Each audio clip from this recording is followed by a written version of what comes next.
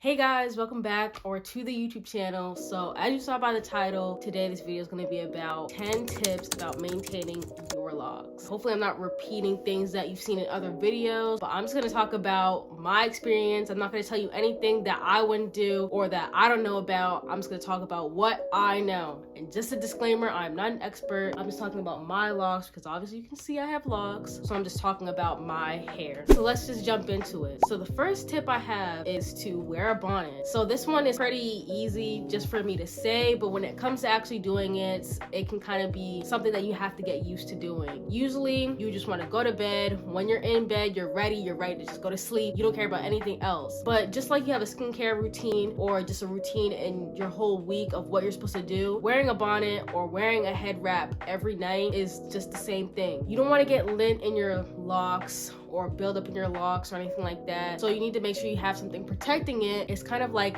an insurance against lint and anything else you have in your sheets. I'm not saying that this is going to protect you from all lint. There's lint in the air, there's lint on your clothes, there can be fabric and everything, but when you're sleeping, you're tossing and turning, it's getting all up in your hair, tangled up, and if this keeps happening, of course it's not going to happen the first night or the first week, but over time it's going to build up, and one day you're just going to be looking in your hair, playing around, and you're going to be like, what is this white stuff in it? And it's lint. And just disclaimer, do not try to pick it out because you'll just ruin your locks. You'll thin it out or it'll just fall off. So that's just from my experience. I know that, so I'm telling you that right now. Do not do that. So wear a bonnet. I wear satin, I think, a satin bonnet, but I know there's also things that are made specifically for locks, or you can just have a satin pillowcase, but I wouldn't really trust that because sometimes I don't even sleep on my pillow. So having something that's over your head, go ahead and do it. Sometimes people even wear do-rags, and I feel like that's smart because you can tie it on there. A bonnet can slip off, come off, whatever. So yeah, that's tip number one.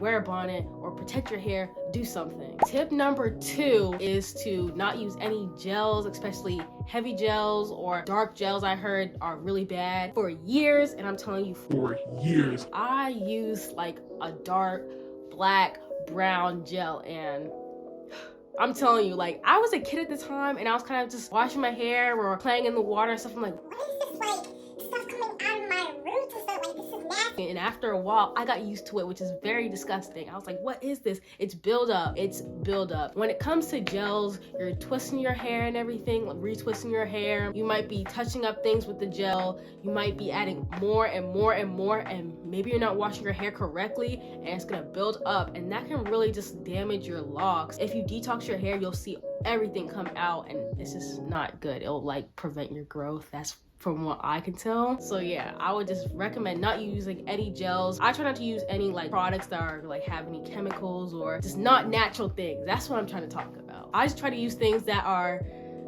good. My logic is if I can put it on my face, if I trust it being on my skin, then I can use it in my hair. I'll give you guys some oils and different things I put in my hair later, but I'm just saying I try not to use gels or anything like that, especially like I said, darker gels, heavy gels are gonna weigh down your hair and just make it very build up. It's disgusting.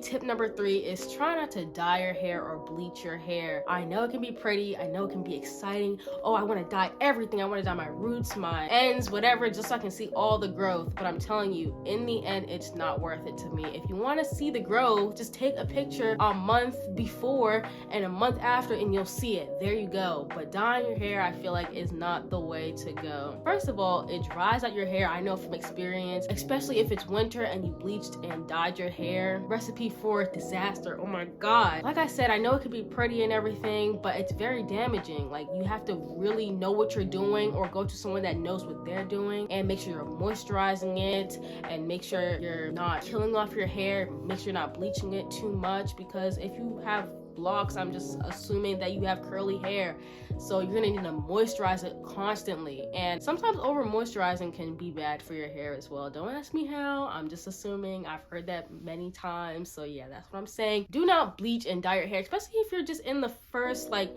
few years of your lock journey. I say don't bleach it, and to be honest, I like my hair being its natural color or black or anything like that. I don't want pink or green. Trust me, I've had green and I regret it, so not going back. But I just feel like your natural color is perfectly fine, especially if you're in your baby lock stage and everything. Don't do it. So yeah, let's move on to the next tip. Tip number 4 is do not wear tight styles. You know, sometimes you see styles on Pinterest or TikTok or Instagram, you're like, that is so cute. Let me go ahead and get it done. Do it yourself or hire somebody, go to somebody and try to get it done. It can just be tugging on your hair, and over time this is going to start thinning your hair out. And trust me, I know, because the back of my hair is struggling, but I'm getting it back to where it should be at. So I'm just saying, do not wear tight hairstyles, because if it's tight, obviously not a good sign, and maybe you should loosen it or just take that style out. Just letting you guys know. And I know some of you guys like to blame it on I'm tender-headed and everything like that, but also I feel like you should also be cautious, because you don't know if it's because you're tender-headed or because that style is really tight. So I just say go looser, like not super loose, but try to go a little bit gentle with your hair. You shouldn't be 20 and barely have any hair on your head. Not by choice.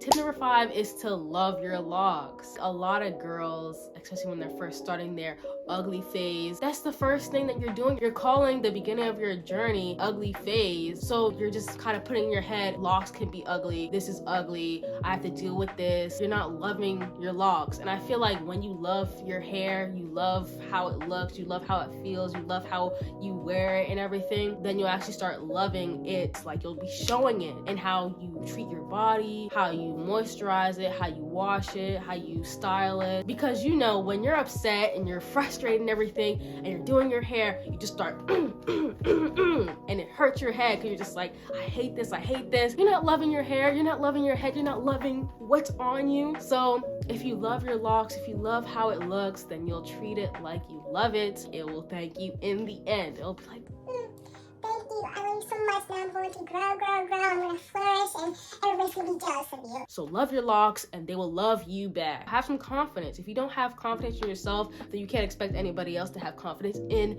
you. That's a life lesson. Tip number 6 is to moisturize your locks. When it comes to other people, they might say, oh, moisturize it 1 or 2 times a week, moisturize it once every other week, something like that. Everybody has a different answer.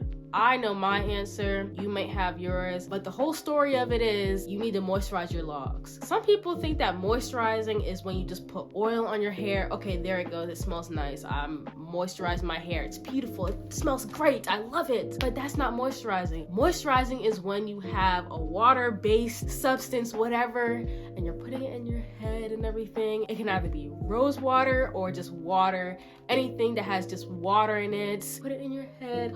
It's going for a swim, it feels so nice, it feels so like wet. After that, to lock in your moisture, then you can start putting in your oils. The oils you love so much, the one that you put in a bottle and you named it fairy dust or something like that. Then you can start putting that in your head. You can go ahead and put your fairy dust in your head after you put in the water-based substance, and that's going to lock in the moisture. There you go. That's a quick lesson on moisturizing your head, your hair, whatever. You need to have water, then you can lock in the moisture with your oils. Some of the oils that I use are tea tree, patchouli, lavender, castor. Yeah, those are some of it, but you can just find some online. Whatever other black people are using, you might want to look into that. You can also use coconut oil, and you can also use olive oil. Those are some of the oils I use in my hair. Tip number 7 is to DIY. You already know what that means. Do it yourself. I know when you start your lock journey, you're probably going to a loctician, which is perfectly fine. Support your black business, support somebody who knows what they're talking about. But eventually you're gonna have to learn about your own hair. You cannot rely on somebody for the rest of your life. I've seen many YouTube videos, and maybe I'll link some below, of people kind of who messed up their hair in a way or damaged their hair that was so long sometimes just because they didn't know anything about it. They didn't know how to take care of it. They didn't know how to retwist it. They didn't know how to put protective styles, and they didn't even know how to moisturize it. So you just need to know that, hey, it's still your hair. It's still on your head. You have to walk around with it. You still need to know some information about it. You wouldn't buy a house without knowing anything about it and expecting somebody else to take care of it forever. You still need to know about that property. You still need to know about everything that's going on in that house. So that's not me saying you should never go to a loctician. You should never go get professional help. Maybe I should go get professional help. I don't know. But I'm just saying you need to know at least the basics. You should know, like, hey, this is how I moisturize my hair. This is how I wash my hair properly. And this is how I just maintain my locks. And if you learn anything so far, make sure you subscribe and like this video and maybe comment down something that you love me or something. So, yeah.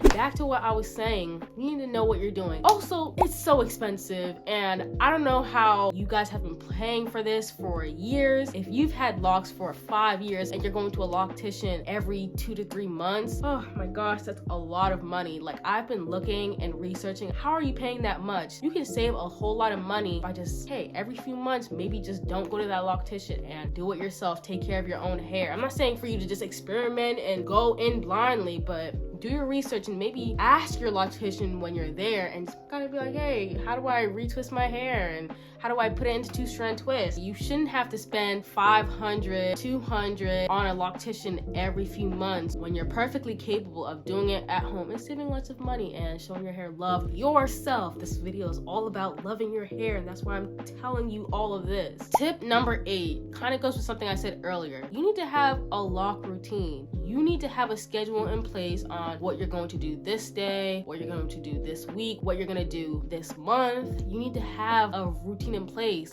what oils you're using, what method you're retwisting your hair with. I don't know, there's interlocking, polymer, anything like that. Anyway, you get what I'm saying. You need to have a routine in place. You cannot be experimenting on your hair every other day, every other week. If you're confused, your hair is going to be confused. You're going to get a whole bunch of damage from you trying to experiment. Your hair is not a science project. You need to be doing what you know to your hair, and you need to have a routine in place. Don't confuse your hair. Don't confuse yourself. Know what you have to do. Know what you need to do, and do it, and know when you're going to do it. Number 9 is a thing that I feel like anybody can relate to. It's about being insecure, or maybe just comparing yourself to others. I hate when people say this, and I hate that I'm going to say this, but don't compare your journey to anybody else's. I know on Instagram you probably see a lot of girls with 3A hair, 3B hair, and you're like, oh my gosh, their locks are so long, it's just so beautiful, everything just seems in place. But I've noticed my hair tends to grow more out than down. Maybe it's because I have 4C hair. Maybe it's just because it's becoming thicker. I don't know. But not everybody's hair is just gonna grow straight down. It might grow in different places. It might actually be thickening. So yeah, hopefully I said that right, thickening. Yeah, my hair is not as long as it should be in my opinion, because I've had it for 10 years and I'm like, oh my gosh, it's just so delayed. But I'm also just like, hey, it's getting where it's supposed to be. Don't compare yourself to anybody else, because they might not be going through the same thing, and you don't know what's going on with them behind closed doors. Let me give you a quick story. There's this YouTuber I watched. I'm not gonna tell you who it was, so don't even ask. But she had long locks, and she had it for like 10 years. But she would make videos about, oh, twisting my hair, how to wash your hair, and do this and that. And I'm like, oh man, like let me follow her tutorial. And then I came back a few months, and she was bald, and I was kind of like, what? Why is she bald? She was just like, hey guys, welcome back to the YouTube channel. So I cut my hair because it was damaged. I've had my hair for 10 years and it was just damaged. And I'm like, if your hair is damaged and you're going through all these things and you didn't let us know, why are you acting like you knew what you were talking about and kind of just giving us tips and tricks when you didn't even know what you were doing with your own hair? And that's not me coming for her. I'm just saying we followed your advice and your hair was damaged and you did not even let us know. It'd be different if you were just like, hey, my hair is damaged and everything, but I'm trying to get back to where it's supposed to be, like I'm doing, because I know my hair is not the best. I know I'm not an expert, but instead of letting us know, you kind of just be like, hey, I know what I'm talking about and my hair is just like this, but it was really damaged so much that you had to cut it off. That might be a little aggressive, but that's why I just had to say, I'm just kind of like, at least let people know about what's going on with your hair. Like I said, my hair is sitting in the back. I'm kind of fixing that now. I'm telling you guys what's really up and what I know. I'm not gonna be false. Hey, everything is nice and there's fairies and rainbows in the sky and I love it all. Everything is going great. I'm not telling you guys all that. I'm just telling you that you don't know what's going on behind closed doors. So don't compare yourself to others, because you wanting to be like them might cost you your hair. Just like your fingerprint is different from everybody else's,